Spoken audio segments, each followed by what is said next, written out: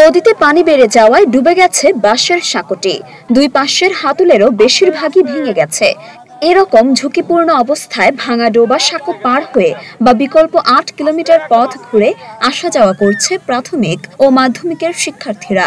জুতা হাতে নিয়ে পা থেকে কোমর পর্যন্ত ভিজিয়ে এই সাঁকো পাড়ি দেওয়ার সময় পা পিছলে নদের মধ্যে পড়ে যাওয়ার ঘটনাও ঘটে অহরহ।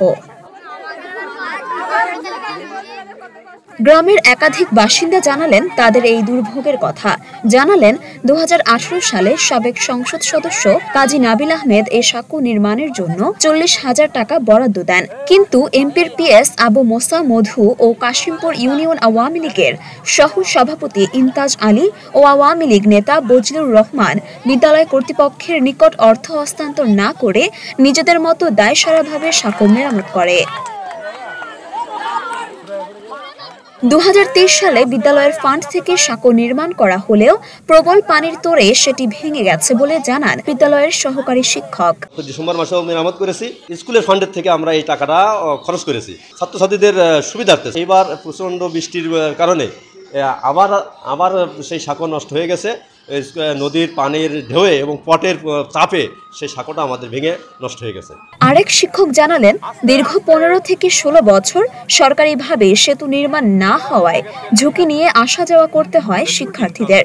যদি সাঁকো পার না হয় তাহলে ৭ থেকে ৮ কিলোমিটার ঘুরে স্কুলে আসতে হয়, যা খুবই কষ্টকর।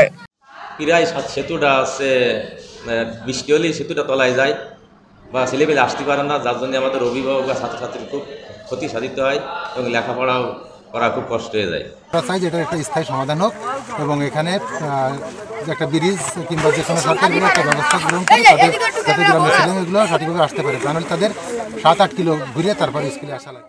প্রতিদিন বিদ্যালয়ে যেতে দুর্ভোগ পোহাতে হয় তাদের। অনেক সময় স্কুলেও যাওয়া হয় না শিক্ষার্থীদের। আসতে পড়ে গেছি, সামগ্রী পা হাত পা কাটে গেছে। আসতে অনেক কষ্ট হয়, পড়াশুনো করতে মানে উপস্থিতি অনেক কম হয়। এই সাঁকোতে আসতে গেলে পা পিছলে পড়ে গেলে অনেক ক্ষয়ক্ষতি হয়, বই খাতা ভিজে যায়।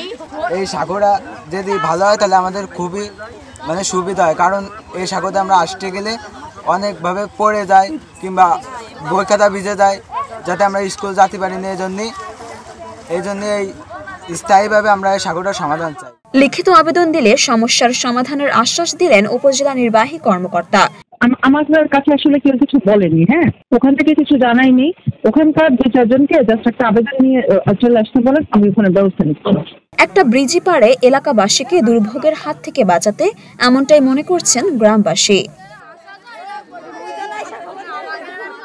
মরিয়ম নিম, ঢাকা পোস্ট।